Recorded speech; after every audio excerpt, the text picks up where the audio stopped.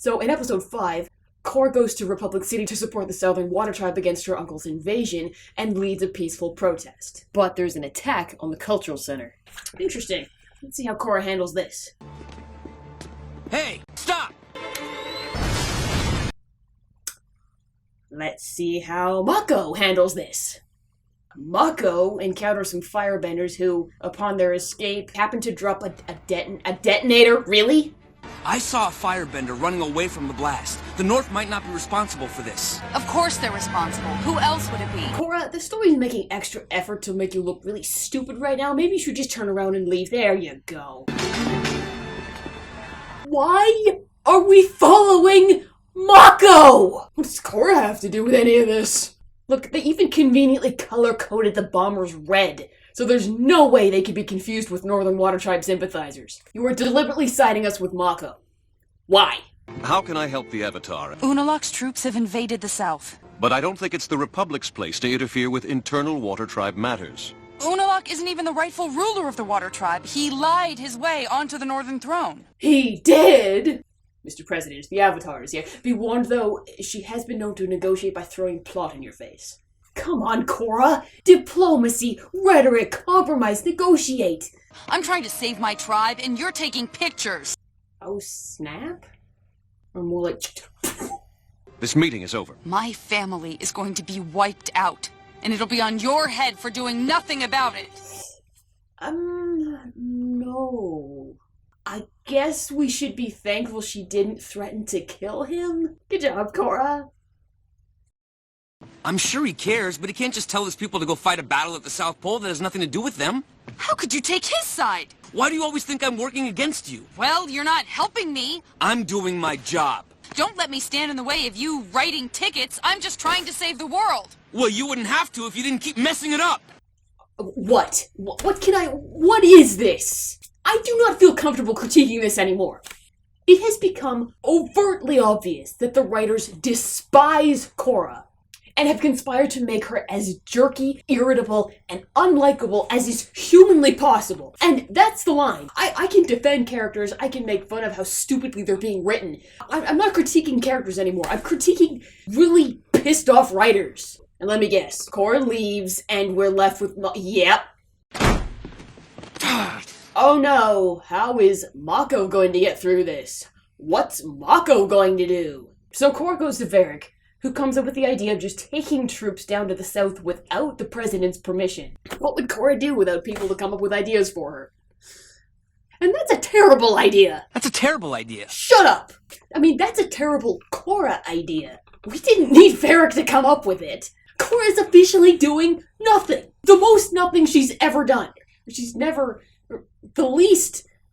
No. Did you learn anything about that remote control I found at the scene? Listen, kid, it was a Northern Water Tribe, okay? Oh, and Mako gets to go full Korra Book 1. Oh, if only these flat-foot buffoons would listen to me, I could solve the case. Don't they know I'm a warrior of justice? Your activities here are bordering on insurrection. The Avatar does not command the military of the Republic. I hate that guy! The president won't give me his army. I just wanted to borrow it. God, did your mother ever tell you to share? You know, in book 1, she at least had enough agency to put her stupid ideas to action. All she is now is stupid ideas she can't even pull off. Because you still need me to open the northern portal. No, I don't. And a bad attitude. Speaking of which, I think we're overdue for a Korra tantrum, so let's all watch that, shall we? You ratted me out to the president? You betrayed me! And my family! Oh, very nice. She definitely looks like an asshole now. She could have killed someone. She didn't, though. Good job, Korra! What else? Oh, we still have to put Mako back on the high ground. Look, I have a job to do. I can't constantly be worrying about keeping you from making another huge mistake. Well, I have a job to do, too. Well, maybe there's no room for our relationship. Oh, shit. Are you breaking up with me? Yeah. Poor Korra. She just had her heart broken. Can't even imagine how she must be feeling. Go with her, go with her, go with her! Ah! How hard is this? I broke up with the Avatar. You got off easy. Yes. Poor you. Poor frickin' Mako. Well, you guys finally did it. Mako and Korra broken up. Your prodigal son is free. Guess maybe Mako and the writers need some alone time now. They've got some catching up to do. You got off easy. You should have seen Air Temple Island after Tenzin broke up with me. It's funny, because women are irrational, over-emotional beasts bent on destroying men's lives. So on Korra's route back to the South Pole... You ruined my wedding!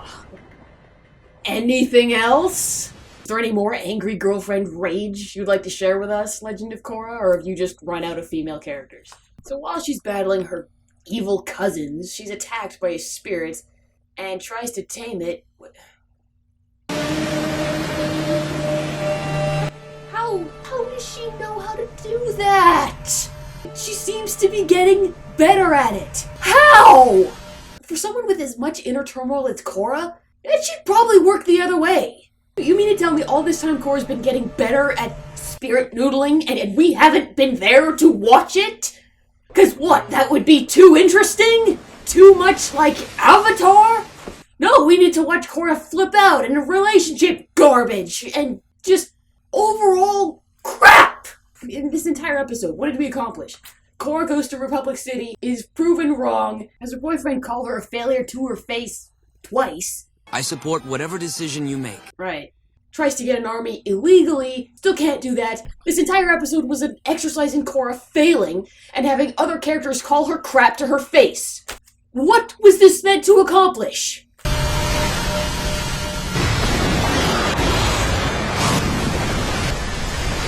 Too bad it looks like the writers won. We have the power to write you out, Avatar. This is Mako's story now! Ha ha ha! Nice try, guys. I know you want to kill her off. I know you really want to. You can't. So, next episode... Who the hell are you? I missed something. Go back. Episode 6. Keep going. Remote detonator. Korra! Mako? Where is the Avatar? She's not in it at all? The Avatar is dead. You can't actually kill her off! Oh, there you are. We're here to help you, Avatar Korra. Who's Avatar Korra?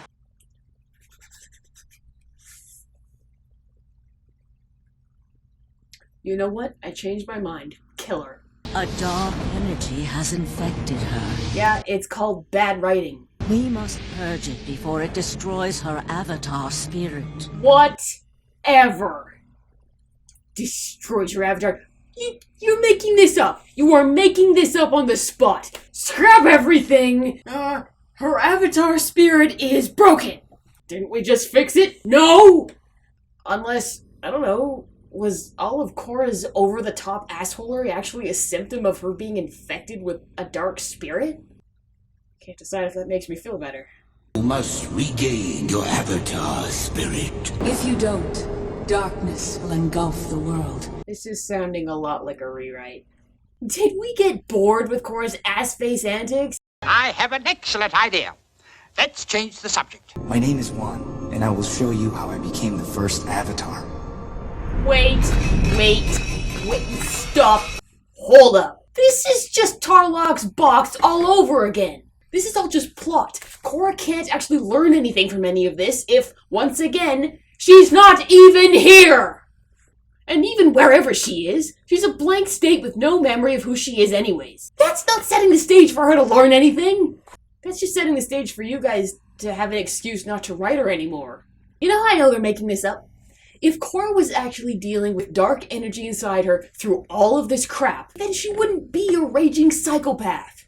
She'd be off on her own moping on how tortured and powerless she is. Like the end of last season.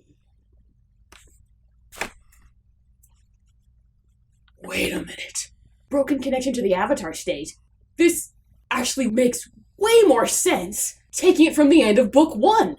I'm not the Avatar anymore. If we ignore the first 6 episodes of Book 2, and the shitty Deus Ex Machina Instafix ending to Book 1, if Korra had never gotten her bending back, nor her connection with her spiritual self, or any of the other avatars, then in the interim between books, Korra easily could have sunken into a depression and wound up on a beach with amnesia. I mean, not easily, there'd be a lot of not dying involved. But the point is, they fixed the lowest point! Hey, it's not suicide, it's a rescue! Hey, Mr. Lowest Point! Where's that arrow of yours point again? Oh, that's right, in your face! They did! They fixed it! Kind of. Well, we'll have to see. And if not, well, it's a nice headcanon anyways. In the meantime, let's get back to the actual book, too. This is Juan. Juan becomes the first bender. Kind of. Turns out, bending was never developed through a connection and study of animals who had mastered the elements through a higher spiritual awareness, but by asking a lion turtle nicely. Please, grant us the power of fire. So much for bending the energy within ourselves. Did we just midichlorianate bending?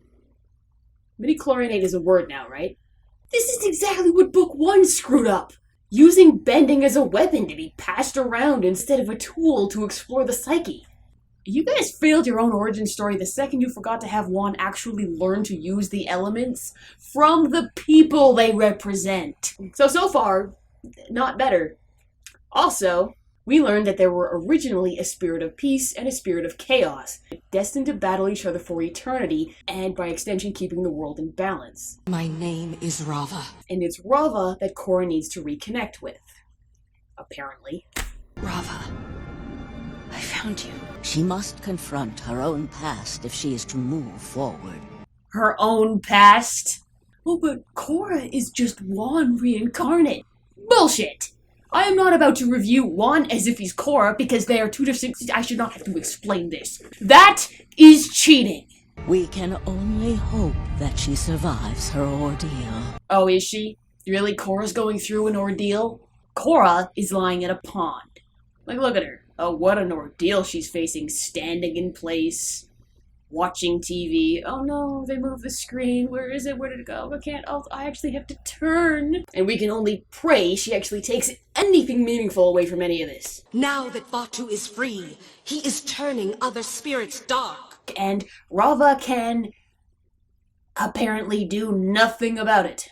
As darkness grows, light fades. Huh.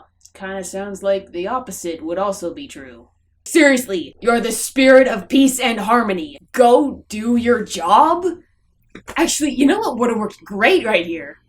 Against an army of rogue spirits. A little spirit noodling action, maybe? I mean, call me crazy. Shouldn't this be Rava's power? I honestly thought we were gonna learn the origins of spirit noodling. Like, maybe even what it's actually called! And give Korra something useful, something that we've established she needs to learn to take away from this. But no, they don't even mention it. No human has ever held two elements. Rava must hold the power for you. Why would I do that for a human? Because you're not doing anything else. The Great Spirit of Light is relegated to holding the elements for Juan until he needs them. Yes, she's his bending caddy. Master Juan, would you care for the water bending or the air bending this evening? Give me the air. Excellent choice, sir. No, Rava doesn't have the power to calm dark spirits. She has the power to stand idly on screen and complain. Just like Korra! Oh, everything's coming together. I mean, which is not to say Korra can't take anything away from Juan. Juan was a naturally adept peacekeeper because he's compassionate, he listens, he shares, and ultimately he dedicated himself to serving people and helping them live better, more balanced lives. Meanwhile, Korra is naturally none of those things. We can resolve this peacefully. I know there must be a way to work out a compromise. You have just given us a grocery list of the things Korra should be learning, but isn't. So you've proven that you could fix her if what? If she were a dude? If she were completely different? We've seen you can write male characters very well. We know. You don't have a male character, you have Korra. And she's still a colossal wreck. So get back there and fix her, please. I don't care what you have to do. Close your eyes, pretend she's Juan. See what happens. So Korra catches up with Tenzin and his family. I opened a spirit portal at the South Pole, but then Unalaq turned out to be a bad guy and wanted to take control of the South. And then I met the first Avatar, and then Thanks. So apparently she has to close the spirit portal so her uncle Unalaq doesn't get in and release Vaatu into the world during harmonic convergence, which is a spirit thing that happens once every 10,000 years, so naturally next week. This episode actually deals with Tenzin's insecurities about being a spiritual leader and a teacher. He's bitter because his daughter Jinora has the natural connection to the spirits that he's worked his entire life to develop without success. Imagine, he works at it, she doesn't. Seems to be a theme. And speaking of not having to work at things,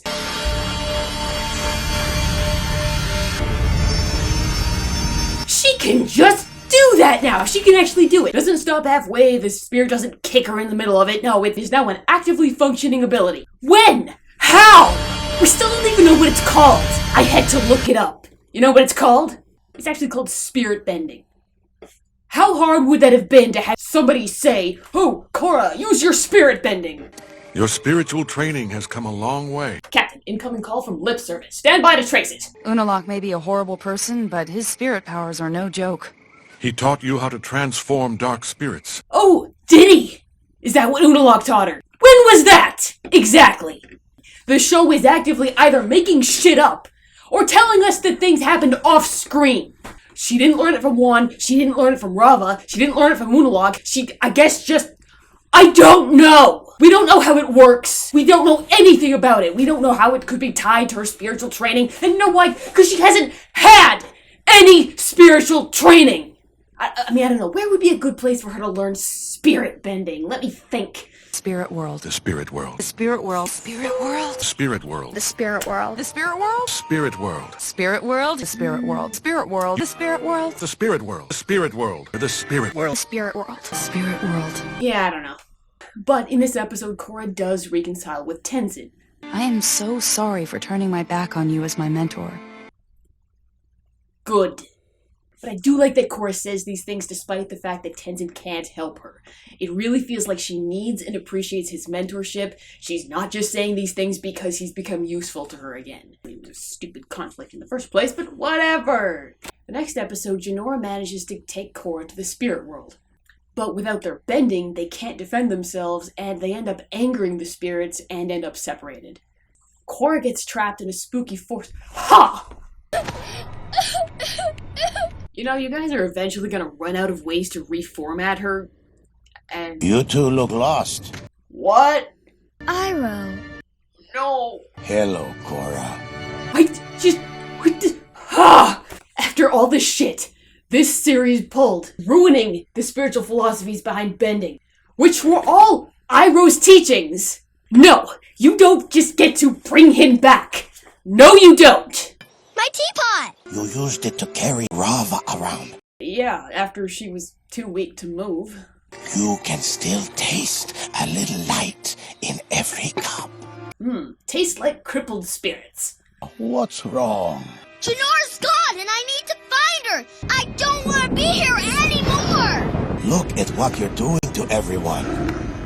I did that? So, Korra's fears and anxieties have the ability to create chaos in the spirit world? Korra! Stay calm! Your energy is upsetting them! What? Korra's energy and emotions is somehow tied to whether spirits are calm or aggressive? How could we possibly have applied this to her training?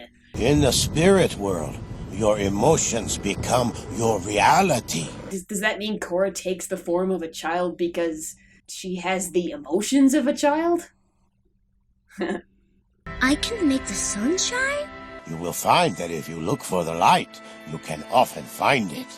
But if you look for the dark, that is all you will ever see. That's great. Again, that could have been Korra's problem early on. You know, if you only look for the darkness in the world, you'll end up a cliched, poorly written psychopath with no compassion or agency. It can happen to the best of us. But what am I supposed to do? Sometimes the best way to solve your own problems is to help someone else. Iroh, stop handing her the answers. Kid Korra does get to test out her inner sunshine by not being afraid of dark spirits, and her positive attitude clears away the rain and transforms the dark spirits into light ones. Wait. You're not scary. You just look that way. I have light inside. What? Why wouldn't you have this before she masters spirit bending? This is clearly what she needs to understand to make it work. This is clearly what we need to understand to know how she figured it out. So after finally taking the dragon bird home, Korra is finally able to ask it for help in... Now let's close that portal and go find Janora. Oh yeah, jump on its back and boss it around. Yeah. It says right here. Yeah. No, Korra, when Iroh said you have to help others to help yourself, he didn't mean it literally. I'm like so full of peace and harmony right now, and I got you here like so selflessly. You're gonna drop me off at the plot, right? So you've returned, Rama. But I'm here to close the portal. You might want to reconsider. Open the other portal now. Alright, Korra, time to show your old dickhead mentor what you're made of. It looks like he's got some sort of reverse spirit noodling action going on there. You know, the opposite of what you mastered last episode. Right? I think we all know what needs to happen here. Stop! I'll do it. Wouldn't have been my first choice. Not even gonna try? Try something! How many things have you learned? Surely you can try something. Why would we even have this scene here if Korra wasn't going to try and apply something she's learned to the situation? Now let Janora go. Oh right, because Korra doesn't gain agency from learning things. She somehow actually manages to lose agency by learning things. Surely now, at least to save yourself, use what you learned, Korra. Do something. No! Piss off, bird! She has to do it herself! No, don't! You did. You did, and don't listen to me! Okay, so, she learned how to purify spirits, which she could already do, so that was pointless. So her only saving grace in all this is that she saved the stupid dragon bird, so it could come in and save her ass when she couldn't possibly fail at anything else, save for staying alive. This was all just another let's watch Korra fail exercise, disguised to look like she'd actually learned something meaningful or important. I guess she learned a small lesson about being positive, even though it doesn't help anything in the end. Sorry, optimists of the world.